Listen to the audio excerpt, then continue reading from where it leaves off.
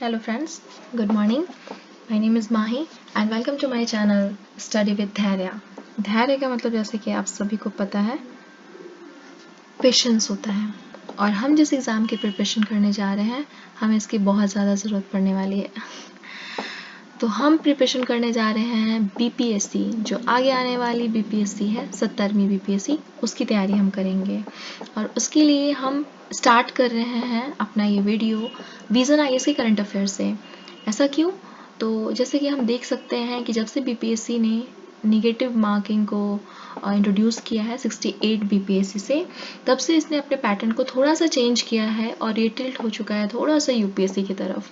जो उसके ऑप्शन देने के तरीके हैं, क्वेश्चन पूछने के तरीके हैं, वो ज़्यादातर यूपीएससी के बच्चों के लिए ज़्यादा सही हो गया है। तो वैसे बच्चे जो सिर्फ और सिर्फ बीपीएससी को टारगेट करते हैं उनके लिए ये ज़रूरी हो जाता है कि वो थोड़ा सा यूपीएससी की तरफ टिल्ट होके अपनी पढ़ाई को कंटिन्यू करें, ताकि वैसे क्वेश्चंस जो पीटी में पूछे जाते हैं जो कि थोड़ा से यूपीएससी की तरफ शिफ्टेड नज़र आते हैं, उनको भी हम ईजिली हैंडल कर सकें।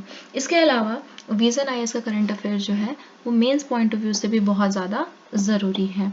क्यों? क्योंकि जैसे कि आप देख सकते हैं ये आईआर वाला सेक्शन, इंटरनेशनल रिलेशन का सेक्शन, ये पॉलिटी का सेक्शन, इसके अलावा भी जो इकोनॉमिक्स का सेक्शन आते हैं, सिक्योरिटी के, साइंस एंड टेक के, जिसमें आदित्य L1 पिछले बार आया हुआ था, ये आपका चंद्रयान 2 आया हुआ था।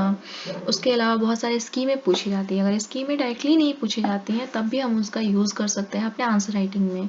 मीन्स आंसर राइटिंग में हम कुछ पॉइंट्स जो हैं उस स्कीम से या उस डाटा से उठा सकते हैं और उसको पुट कर सकते हैं अपने आंसर राइटिंग में, जिससे हमारा आंसर राइटिंग बहुत ही देखने में अच्छा हो जाता है और एक ऑथेंटिसिटी मिल जाती है उसे, कि हम जो आंसर अपना लिख रहे हैं वो सही है, ऑथेंटिक है।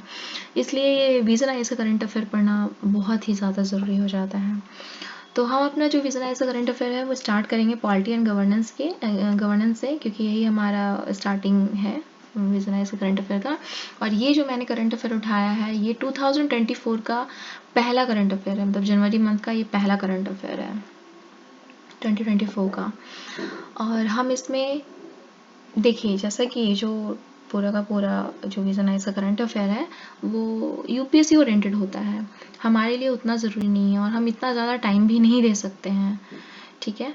तो हम ट्राई करेंगे कि इसमें हमारे लिए जो जो इम्पोर्टेंट है, बीपीएससी पॉइंट ऑफ व्यू से जो जो इम्पोर्टेंट है, हम सिर्फ उन्हीं पॉइंट्स को देखें, उन्हीं टॉपिक्स को कवर करें। सारा पॉइंट अगर हम कवर करने जाएंगे तो ये बहुत ज़्यादा टाइम भी लेगा और हमारे लिए उतना फ्रूटफुल भी नहीं होगा, ठीक है।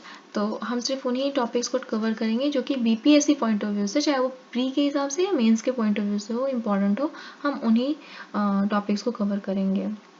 और प्री और मेंस मैं बार बार इसलिए बोल रही हूँ क्योंकि हमारे पास अभी सफिशिएंट टाइम है 30 सितंबर आने में और या फिर मेंस में, कि हम अभी से अगर प्रिपरेशन स्टार्ट करते हैं तो दोनों को हैंडल करके चल सकते हैं। हम 3-4 महीने अभी से दे सकते हैं मेंस को, जून तक लगभग, ठीक है। और जुलाई, अगस्त, सितंबर हम पूरा का पूरा कर सकते हैं प्री को, ठीक है। प्री की तैयारी कर सकते हैं। तो ये सही पॉइंट मतलब तरीका होगा। बहुत सारे ऐसे बच्चे होते हैं जो ये बहुत सारे स्टूडेंट ऐसे गलतियाँ करते हैं, जैसे कि वो पीटी का एग्ज़ाम निकाल लेते हैं, रिज़ल्ट आ जाता है तो सोचते हैं कि अच्छा अब मेंस की तैयारी कैसे करें। ऐसे करने से तो बिल्कुल नहीं होगा, क्योंकि इतना आसान नहीं है कि आप देख सकते हैं कि प्री और मेंस में ना लगभग 3 महीने का टाइम होता है।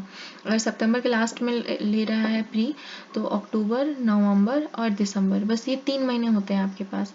अब 3 महीने में ये ज़रूरी होता है कि आपने जो तैयारी कर रखी है उसको रिवाइज़ करें अच्छे से, उसके अनुसार आपने वो लगाने हैं, टेस्ट लगाने हैं, ठीक है। उसको एनालाइज करना है, उसको रिव्यू करना है, अपनी गलतियों पे थोड़ा थोड़ा जो कमजोरी है उस पर ध्यान देना है, जहाँ जहाँ आपका वीक पॉइंट है उस पर काम करना है।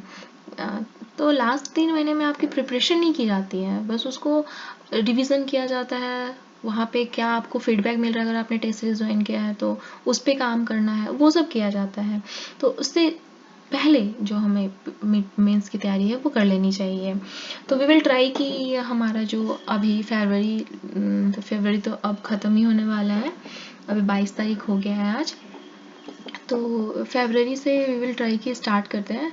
फरवरी, मार्च, अप्रैल, मई और जून, मार्च अप्रैल मई जून जो है हम लोग पीटी और मेंस दोनों पॉइंट ऑफ व्यू से पढ़ेंगे, और जून के बाद जुलाई अगस्त और सितंबर जो है वो हम टेस्ट सीरीज लगाएंगे और पीटी पॉइंट ऑफ व्यू से पढ़ेंगे। हमारा फोकस वैसे हो जाएगा।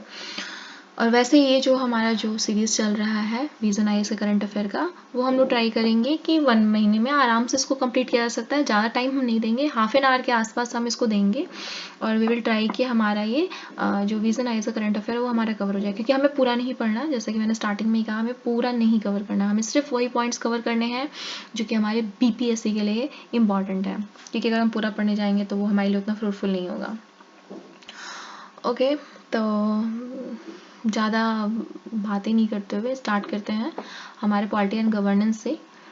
ओके, पॉलिटी एंड गवर्नेंस में भी देखिए, ये जो ट्रिब्यूनल सिस्टम इन इंडिया है ना, ये हमारे लिए उतना इम्पोर्टेंट नहीं है, ठीक है, क्योंकि इसमें आर्मी वगैरह का कुछ बताया हुआ है, तो ये हमारे लिए उतना इम्पोर्टेंट नहीं है। दूसरा, ये जो finances of Panchayati Raj institution है, ये बहुत ही इंपॉर्टेंट है, क्योंकि पंचायती राज से क्वेश्चन ना कि सिर्फ प्री में पूछता है बल्कि मेंस में भी उतना ही इंपॉर्टेंट है ये।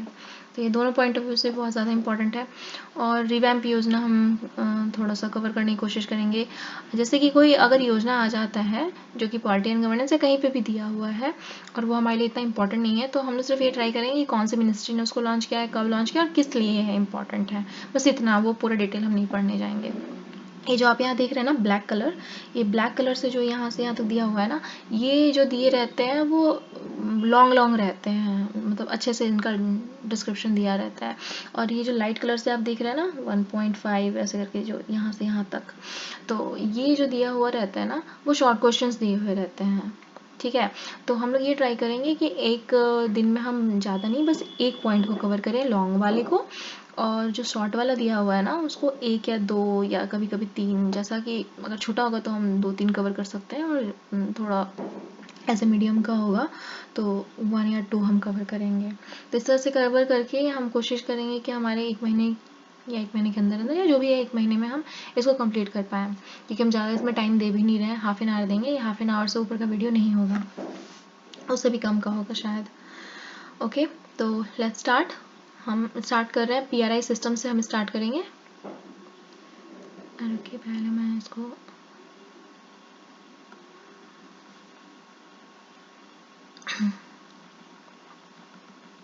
ये देखिए, ये मैं कह रही थी कि ट्रिब्यूनल वाला जो है ना, इसमें ये आर्म्ड फोर्स ट्रिब्यूनल है, तो ये बीपीएससी के लिए ना तो प्री के लिए उतना इम्पोर्टेंट ना मेंस के लिए। कभी कभार को तो पूछने के लिए कुछ भी पूछ देते हैं वो लोग, लेकिन ऐसे जो इनका पैटर्न है बीपीएससी का उसके लिए इम्पोर्टेंट नहीं है। तो हमारे लिए सबसे ज़्यादा जो इम्पोर्टेंट टॉपिक है वो है ये finances of Panchayati Raj institution. Panchayati Raj institution हमारे प्री और मेंस दोनों पॉइंट ऑफ व्यू से बहुत ज़्यादा इंपॉर्टेंट है, इसलिए हम स्टार्ट करेंगे यहीं से। तो चलिए स्टार्ट करते हैं अपना वीडियो। तो recently the reserve bank of India, हम कोशिश करेंगे कि साथ के साथ हाईलाइट भी करते चले जाएं जो भी इम्पोर्टेंट पॉइंट होगा तो। ओके, तो recently the reserve bank of India release its report titled finances of Panchayati Raj institution. Finances of Panchayati Raj Institution. The report discussed the physical position of PRIs for the year 2020-21 से लेके 2022-23। तो यहाँ पे ये कहा जा रहा है कि आरबीआई ने है एक डाटा रिपोर्ट अपना जो है वो रिलीज किया है, उसका जो टाइटल है वो है finances of Panchayati Raj institution, जिसमें ये बता रहे हैं कि फिजिकल पोजीशन क्या है पीआरआईज की, क्या रही है पीआरआईज की पंचायती राज की 2021-22 से लेके 22-23 तक, सॉरी 2020-21 से लेके 22-23 तक, ठीक है। तो पंचायती राज के बारे में थोड़ा सा नीचे दिया हुआ है कि उनका फाइनेंसेस कैसा होता है, उसको हम पढ़ते हैं। तो 73rd constitution amendment act 1992 institutionalise the PRIs at 3 levels. तो हमारा 3 लेवल पे जो हमारा पीआरआईज है वो वर्क करता है।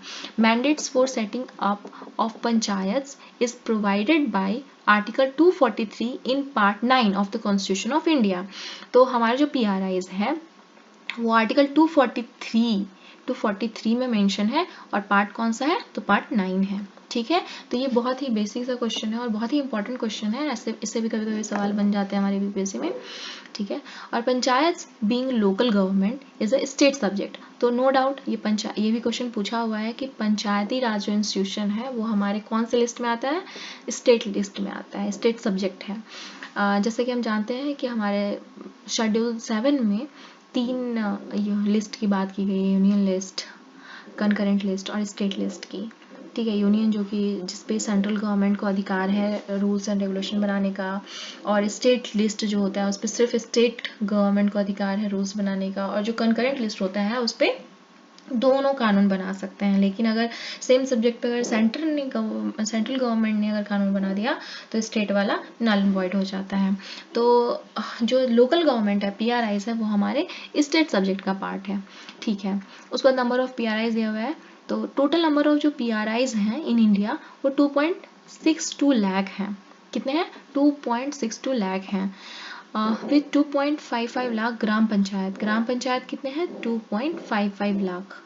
ठीक है, ग्राम पंचायत है। 6707 मतलब 6707 जो है मंडल पंचायत है, एंड 665 जिला परिषद है।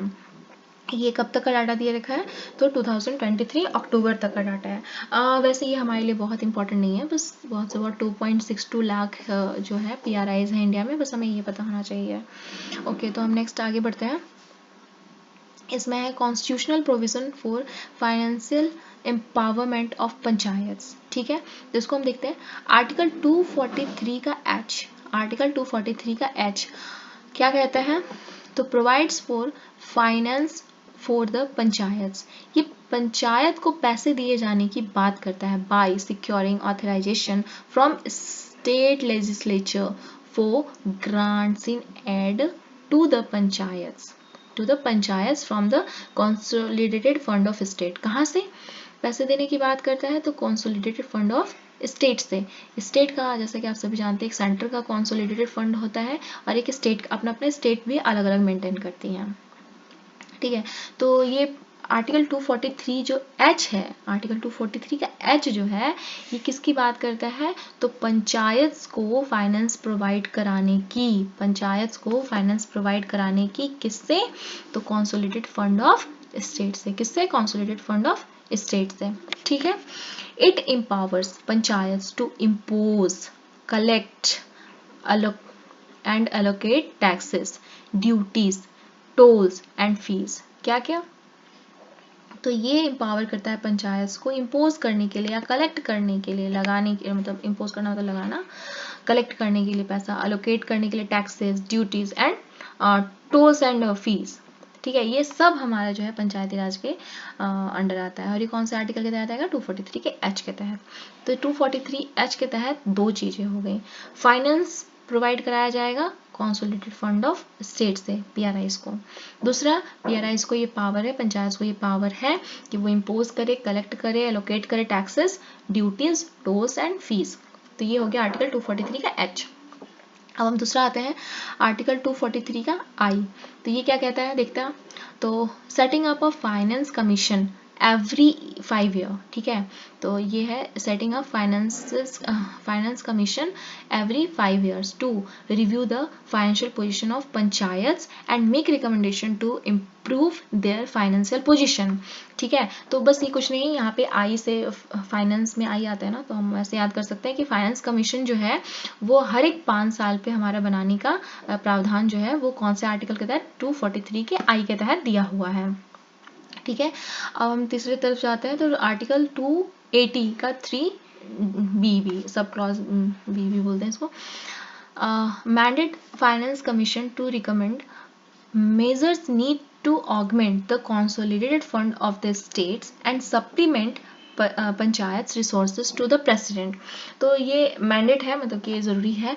फाइनेंस कमीशन जो है वो रिकमेंड करता है कि हमें क्या क्या मेजर्स अपनाने की ज़रूरत है जिससे कि हमारा जो consolidated fund of the state है, स्टेट का जो कंसोलिडेटेड फंड है एंड पंचायत का जो रिसोर्सेज है उसको कैसे कैसे हम ऑगमेंट कर सकते हैं, मतलब बढ़ावा दे सकते हैं। ऑगमेंट कर सकते हैं मतलब बढ़ा सकते हैं। तो ये फाइनेंस कमीशन जो है रिकमेंड करता है किसको? प्रेसिडेंट को। किसको रिकमेंड करता है? प्रेसिडेंट को। तो आर्टिकल 280 का 3 सब क्लॉज बी में ये कहा गया है कि फाइनेंस कमीशन जो होगा सेंटर का, वो हमारे प्रेसिडेंट को ये रिकमेंड करेगा कि क्या क्या मतलब कैसे कैसे हम कंसोलिडेटेड फंड ऑफ जो स्टेट है उसको और पंचायत के जो भी रिसोर्सेज हैं उसको बढ़ा सकते हैं। ठीक है, तो यहाँ तक था हमारा ये। उसके बाद थोड़ा सा ये ऊपर बॉक्स में जो दिया हुआ है इसको भी हम देखने की कोशिश करेंगे। इसमें दिया हुआ है importance of PRIs for development. अब बात करता है कि क्यों जरूरी है PRIs। ठीक है, तो ये क्या करता है, PRIs हमारे किस में हेल्प करता है। देखिए आप ये मेंस में डायरेक्टली लिख सकते हैं इंपॉर्टेंस ऑफ PRIs। ठीक है, फॉर द डेवलपमेंट कैसे कैसे इंपॉर्टेंट है। तो क्रिएशन ऑफ सोशल इंफ्रास्ट्रक्चर, ये क्या बनाता है, सोशल इंफ्रास्ट्रक्चर बनाता है। सोशल इंफ्रास्ट्रक्चर जैसे कि हो गया रोड हो गया, स्कूल हो गए, आपके कम्युनिटीज सेंटर बनाते हैं ये लोग, फिर हॉस्पिटल बनाते हैं छोटे छोटे, तो वैसे उसमें ये हेल्प करता है। फिर accelerates implementation of government scheme. अब गवर्नमेंट स्कीम तो सेंट्रल लागू करती है, स्टेट लागू करती है, उसको निचले स्तर तक मतलब एक एक पर्सन तक पहुंचाने का काम कौन करती है, तो वो हमारी करती है पंचायती राज। तो गवर्नमेंट की स्कीम को पूरे निचले स्तर तक बढ़ाने के लिए, पहुंचाने के लिए और बढ़ावा देने के लिए कौन काम करती है, इंपॉर्टेंट है PRI। ठीक है, फिर है localisation of sustainable development goal. Sustainable development goal जो 17 है हम सभी जानते हैं, 2030 तक हमें वो टारगेट को अचीव करना है, तो उसको लोकलाइज करने के लिए ये लोकलाइजेशन ऑफ सस्टेनेबल डेवलपमेंट जो गोल है उसको करने में ये हेल्प करता है कौन, PRIs। ठीक है, इनेबल करता है रूरल डेवलपमेंट को। ठीक है, नो डाउट रूरल डेवलपमेंट को बढ़ावा देता है कौन, PRIs। वुमेन एम्पावरमेंट को बढ़ावा देता है PRIs। फिर primary and credible sources of information. Primary मतलब लोगों तक एकदम निचले स्तर तक पहला जो पहुंचाता है अपना इंफॉर्मेशन, और क्रेडिबल जो रिसोर्सेज पहुंचाता है। ठीक है, for health and technologies development, मतलब हेल्थ से रिलेटेड हो गया, टेक्नोलॉजी से रिलेटेड हो गया, जो भी जो पहला इंफॉर्मेशन देता है और क्रेडिबल सोर्सेज से जो इंफॉर्मेशन हमें पहुंचा देखते हुए मतलब देखने को मिलता है, वो किसके द्वारा मिलता है, तो PRIs के थ्रू मिलता है। ओके, नेक्स्ट हम पढ़ते हैं कि सोर्सेज ऑफ, यहाँ पे ये देखिए sources of finance of PRIs के सोर्सेज क्या क्या हैं जिससे उनको पैसा मिलता है। तो देखिए पहला है इंटरनल या ऑन सोर्सेज ऑफ रेवेन्यू, मतलब उनका खुद का जो सोर्स है वो दो तरह का सोर्स है, इनका जो खुद का सोर्स है वो दो तरह का सोर्स है। पहला एक टैक्स रेवेन्यू है और एक नॉन टैक्स रेवेन्यू है। क्या क्या है, एक टैक्स रेवेन्यू है, एक नॉन टैक्स रेवेन्यू है। तो जो पहला है टैक्स रेवेन्यू, उसमें हम देखते हैं कि from property taxes on land. ठीक है, प्रॉपर्टी टैक्सेस ऑन लैंड जैसे other than agriculture land, agriculture land से नहीं ले सकते हैं। ठीक है, एग्रीकल्चर लैंड के अलावा जो लैंड है उस पर प्रॉपर्टी टैक्स लगाते हैं। उसके अलावा बिल्डिंग पे, ठीक है, बिल्डिंग्स पे लगाते हैं, बोथ पे भी लगा सकते हैं। टैक्सेस ऑन ड्यूटीज के रूप में लगाते हैं, ड्यूटीज पे लगाते हैं, कमोडिटीज पे लगाते हैं, सर्विस टैक्सेस हैं, टैक्सेस ऑन प्रोफेशनल ट्रेड्स हैं, प्रोफेशनल ट्रेड्स पे लगाते हैं। तो इस तरह के जितने भी टैक्सेस जो लगाते हैं और उनसे जो पैसा आता है PRIs को, उसे टैक्स रेवेन्यू कहेंगे। कहाँ कहाँ से, तो सबसे ज़्यादा इंपॉर्टेंट है कि प्रॉपर्टी टैक्सेस ऑन लैंड, लेकिन हाँ हमेशा याद रखना है कि अदर देन एग्रीकल्चर लैंड, मतलब एग्रीकल्चर लैंड से वो लोग टैक्स नहीं लेते हैं। तो property taxes on land building, फिर duties and commodities, service taxes और टैक्सेस ऑन प्रोफेशन ट्रेड्स। ठीक है, तो इसको कहते हैं, यहाँ से जो भी पैसा उनको मिलेगा उसको कहेंगे टैक्स रेवेन्यू। उसके अलावा होता है non tax revenue. Non tax revenue जैसे कि from market fee on persons exporting goods, अगर कोई भी मतलब एक्सपोर्ट कर रहा है कोई भी गुड्स का, तो उससे जो फी लेते हैं। For sale in panchayat area, मतलब उस पंचायत एरिया में जो भी चीज़ें खरीद बिक्री होंगी, एक्सपोर्ट होंगी वहाँ से, तो उन पे जो फी वगैरह लगाया जाएगा उसको नॉन टैक्स रेवेन्यू कहेंगे। Fee on registration of cattle, cattle को जब हम खरीदते या बेचते हैं तो उसका रजिस्ट्रेशन होता है। ठीक है, तो उस पे जो पैसे लिए जाते हैं, मतलब कैटल के sold within the panchayat. अच्छा, fee on registration of cattle sold within the panchayat, वही खरीदते या बेचते समय जो भी हम उस पर पैसा लगाते हैं उस पे जो फी लगाते हैं उसको कहते हैं नॉन टैक्स रेवेन्यू।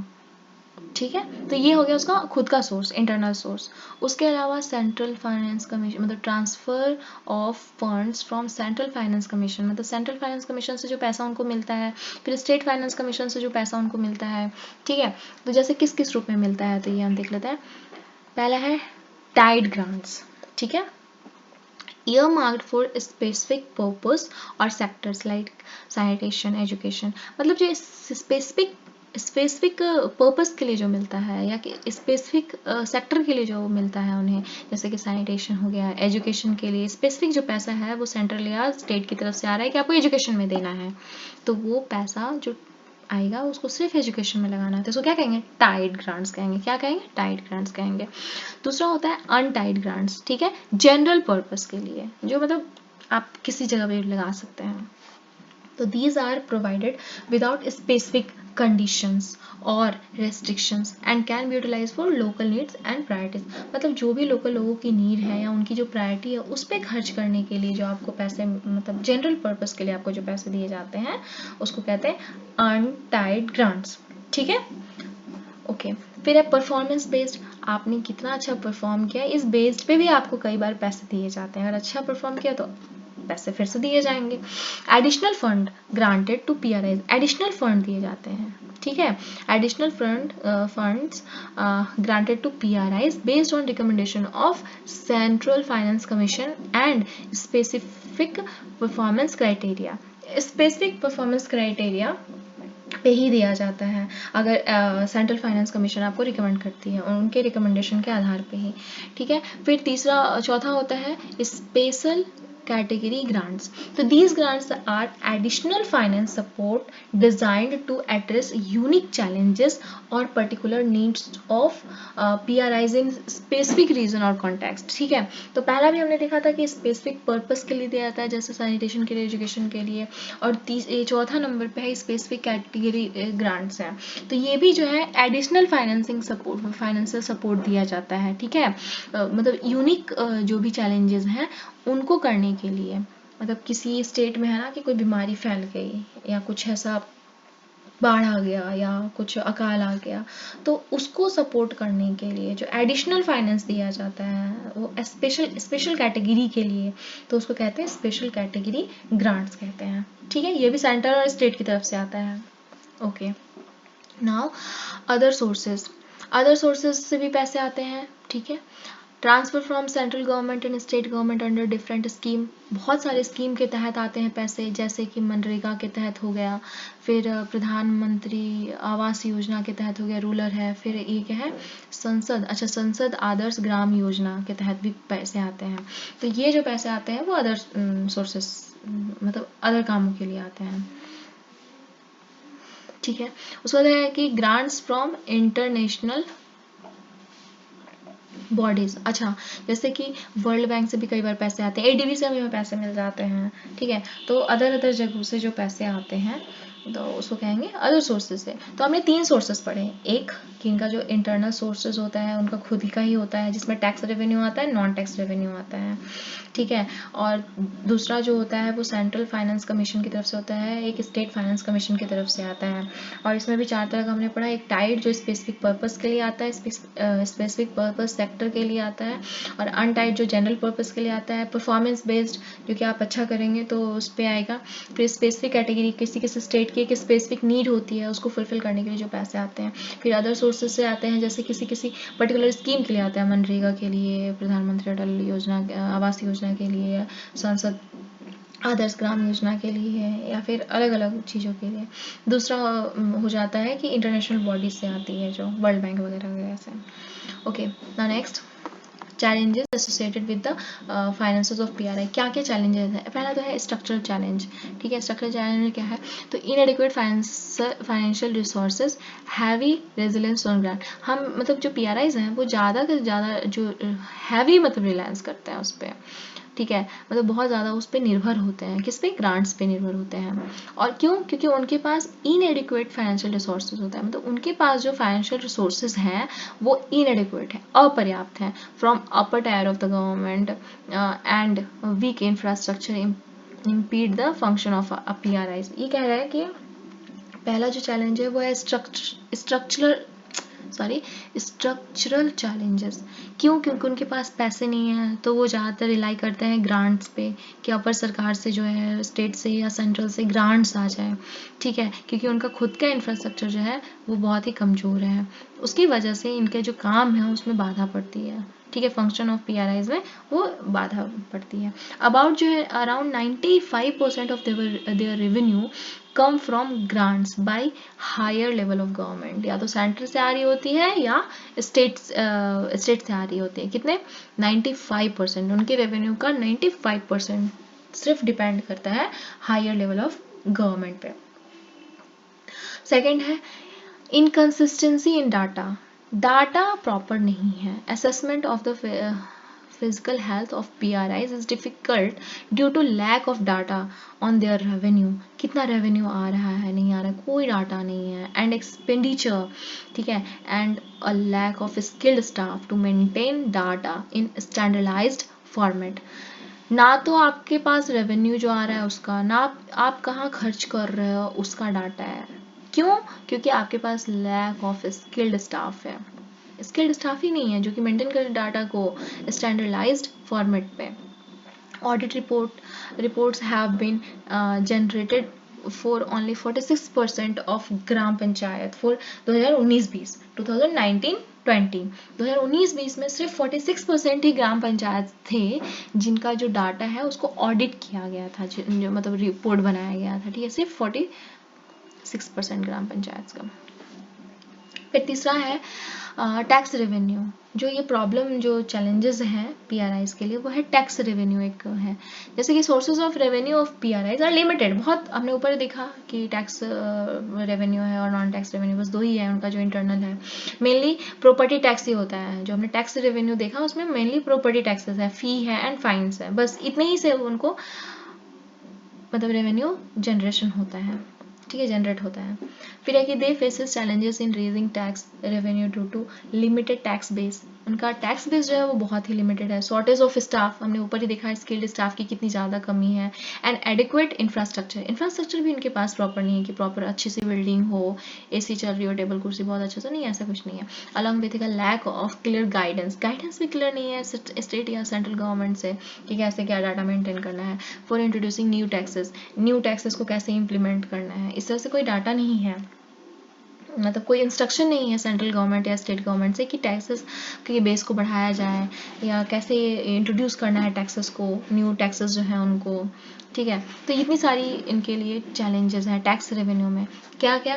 तो पहला है कि लिमिटेड टैक्स बेस है, बेस ही उनका बहुत ही कम है। फिर शॉर्टेज ऑफ स्टाफ है, ठीक है, एडिक्वेट इंफ्रास्ट्रक्चर है, कमी है इंफ्रास्ट्रक्चर की, और क्लियर गाइडेंस भी नहीं है कि नए टैक्सेस को कैसे इंट्रोड्यूस करना है from the upper level of the government, ठीक है, उनके पास क्लियर गाइडेंस नहीं है। फिर लास्ट नेक्स्ट हम देखते हैं करप्शन तो बहुत ज़्यादा है, इसमें कोई डाउट है ही नहीं।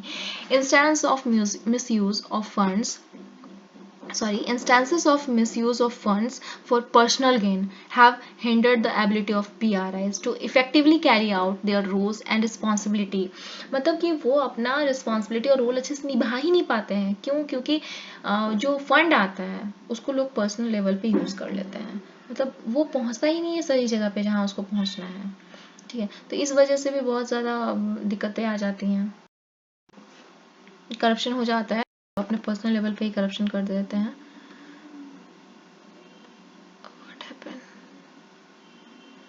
हेलो, ये क्या हो गया?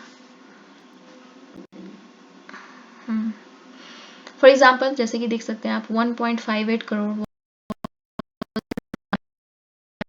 From the panchayat body and higher official in Vijayawada में एक बार एक केस आया था जिसमें हम देख सकते हैं कि 1.58 करोड़ जो रुपया था वो कि ग्राम पंचायत के अकाउंट से बिना पंचायत बॉडी के या हायर ऑफिशियल के बॉडी के परमिशन के बिना ही उसको निकाल लिया गया था।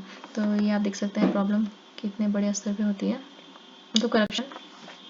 फिर अब नेक्स्ट है और लास्ट है state finance commission. As per rural development and panchayati raj report, only 9 states have been constituting state finance commission regularly, ठीक है, and out of them only 2 are active, ठीक है। हम देख सकते हैं कि पंचायती राज इंस्टीट्यूशन का एक मतलब रिकमेंडेशन था जिसके तहत सभी स्टेट को अपना स्टेट फाइनेंस कमीशन को मेंटेन करना है, जो हम देख के आए हैं हर 5 साल पे। लेकिन कितने स्टेट ऐसा करते हैं?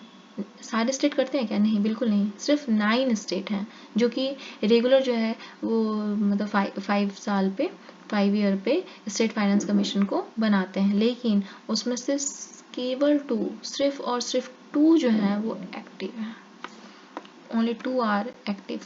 देख सकते हैं आपकी कितनी बड़ी प्रॉब्लम है। इतने सारे चैलेंजेस हमने पढ़े, लगभग 5 या 6 पढ़े। ये क्या हो रहा है?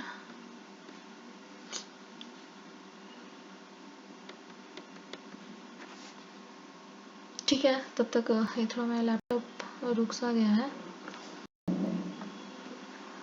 अरे क्या प्रॉब्लम हो रहा है यार। हाँ, तो ये हमने चैलेंजेस पढ़े कि स्ट्रक्चरल चैलेंजेस हैं कि उनके पास इनएडिक्वेट फाइनेंशियल सोर्सेज हैं, ठीक है, मतलब फाइनेंशियल रिसोर्सेज हैं ही नहीं। 95% तो वो डिपेंड करते हैं कि हायर गवर्नमेंट्स उनको पैसे आए। इनकन्सिस्टेंट डाटा है, मतलब लैक ऑफ उनके पास स्किल्ड स्टाफ है, उसकी वजह से भी डाटा सही से नहीं मिल पाता है कि उन्होंने कहाँ खर्च किया, कहाँ से उनको रेवेन्यू आया। टैक्स रेवेन्यू का उनका बेस सही नहीं है, मतलब कि लिमिटेड बेस है। फिर करप्शन बहुत ज़्यादा होता है इंटरनली, और स्टेट फाइनेंस कमीशन भी कहीं है नहीं जो कि हिसाब किताब रखे। फिर हम लोग पढ़ते हैं initiative taken to improve financial ecosystem of PRIs. PRIs के फाइनेंशियल इकोसिस्टम को बढ़ाने के लिए सरकार ने क्या क्या इनिशिएटिव लिए हैं। तो पहला हम पढ़ते हैं ई Gram Swaraj. It assists in enhancing the credibility of panchayats, which would induce greater devolution of funds to PRIs, as well as provide a platform for effective monitoring by higher authorities. ठीक है, तो ई ग्राम स्वराज जो है एक स्कीम है जिसके तहत जो पंचायत हैं उनकी क्रेडिबिलिटी को बढ़ाने की कोशिश की जाएगी, उनको प्रॉपर अच्छे तरीके से मॉनिटरिंग किया जाएगा हायर अथॉरिटीज़ के द्वारा, जो भी उनको फंड वगैरह दिया जाता है उसका, ठीक है। तो एक ऐसा प्लेटफॉर्म प्रोवाइड कराता है। फिर है ग्राम पंचायत डेवलपमेंट प्लान, ये है GPDP okay, gram panchayat development plans. It is an annual exercise carried out by ministry of Panchayati Raj, ठीक है। मिनिस्ट्री ऑफ पंचायती राज के द्वारा इसको हर साल किया जाता है एनुअल बेसिस पे in all gram panchayat and other local self government bodies, where जो ग्राम पंचायत है development plans are prepared in participatory manner under people's plan campaign, ठीक है। पीपल्स प्लान कैंपेन के तहत हर साल जो है वो प्लान बनाया जाता है जिसमें कोशिश किया जाता है कि पार्टिसिपेटरी मैनर हो, ठीक है। पीपल्स प्लान मतलब पीपल्स का भी पार्टिसिपेशन हो, कुछ ऐसा कहना चाह रहे हैं ये लोग, ठीक है। फिर एक कैपेसिटी बिल्डिंग है, पंचायत सशक्तिकरण है अभियान, ठीक है, जिसमें it had provided assistance to the states या UT for capacity building and training of panchayat elected representative, ठीक है। तो ये असिस्टेंस मतलब सहायता प्रोवाइड कराता है स्टेट को या यूटी को उनकी कैपेसिटी बिल्डिंग करने के लिए, ट्रेनिंग देने के लिए जो भी पंचायत में इलेक्टेड रिप्रेजेंटेटिव है उनको, किस लिए? To enable them to perform their functions, उनके फंक्शंस को सही से करने के लिए, ठीक है। Including planning and implementation of development programmes effectively and efficiently, मतलब जो भी लोग चुन के गए हैं वहाँ पे इफेक्टिवली एंड एफिशिएंटली, जो भी लोग वहाँ पे चुन के गए हैं उनके कैपेसिटी बिल्डिंग पे ध्यान दिया जाता है। इसमें मेन यही है कि कैपेसिटी बिल्डिंग के लिए जो भी, और उनके ट्रेनिंग के लिए, कैपेसिटी बिल्डिंग एंड ट्रेनिंग के लिए जो भी चुन के गए हैं, तो ये तो अच्छा है। फिर है राष्ट्रीय Gram Swaraj Abhiyan. It aim to strengthen capacity of institution for rural local government to become more responsive towards local development, more responsive towards local government's need and efficiently utilize available resources for realizing sustainable solution to local problems linked to sustainable development goal, मतलब कि जो भी आपके पास resources available हैं उनको मतलब उनका अच्छे से इफेक्टिवली तरीके से यूज़ करते हुए आप जो लोकल प्रॉब्लम्स हैं उनको सॉल्व करें सस्टेनेबल डेवलपमेंट गोल से लिंक करते हुए। ये कह रहा है। फिर हम वे फॉरवर्ड पढ़ते हैं कि क्या क्या किया जा सकता है। तो पहला जो दिया हुआ है वो है बजटरी सपोर्ट। हम बजटरी सपोर्ट कर सकते हैं किसको, पंचायती राज को। Increase budgetary allocation from higher level to government to ensure PRIs have sufficient resources to fulfil their responsibilities. Also steps should be taken to diverse finance funding sources of the PRIs। ठीक है, तो ये पहला हमें कह रहा है कि हमें जो बजटरी एलोकेशन है उसको बढ़ाना चाहिए PRIs का। कहाँ से, तो higher level, of course higher level government से उन्हें पैसा मिलता है तो वहीं से बढ़ाया जाएगा। इंश्योर करने के लिए कि PRIs के पास सफिशिएंट रिसोर्सेज हैं उनकी जो भी रिस्पॉन्सिबिलिटी है उनको फुलफिल करने के लिए। ठीक है, और उनकी फंडिंग को डाइवर्सिफाई करने के लिए भी हमें थोड़ा सा ध्यान देना चाहिए। ठीक है, इंश्योर करना चाहिए कि उनके पास जो सफिशिएंट है, मतलब जो सफिशिएंट हो ताकि वो अपनी रिस्पॉन्सिबिलिटी को फुलफिल कर सके, और थोड़ा सा उनके बेस को और डाइवर्सिफाई किया जाए, जो भी उनके रिसोर्सेज हैं फंड के उनको थोड़ा सा और डाइवर्सिफाई किया जाए ताकि उनके पास और ज़्यादा से ज़्यादा फंड आ सके। फिर स्किलिंग है, training and capacity building to PRIs member to enhance their financial management skill, ensuring effective and transparent handling of fund. कि जो स्किल कर्मचारियों की हम बात ऊपर कर रहे थे कि वो कमी है तो उसको बढ़ावा देने की बात कर रहे हैं। ठीक है, अकाउंटेबिलिटी और बढ़ाया जाए कि enforce strict financial accountability measures, regular and independent audit कराया जाए, and transparent reporting mechanism to provide misuse of fund and corruption को खत्म करने के लिए। ऊपर हमने करप्शन पढ़ा था कि करप्शन बहुत ज़्यादा है, तो उसको खत्म करने के लिए, उसके मिसयूज को कम करने के लिए, जो कि फंड को मिसयूज कर लेते हैं, उसको खत्म करने के लिए एक रेगुलर बेसिस पे एक इंडिपेंडेंट ऑडिट कराया जाए ताकि ट्रांसपेरेंट एंड रिपोर्टिंग मैकेनिज्म हो। ठीक है, मतलब ताकि उसको मिसयूज को रोका जा सके।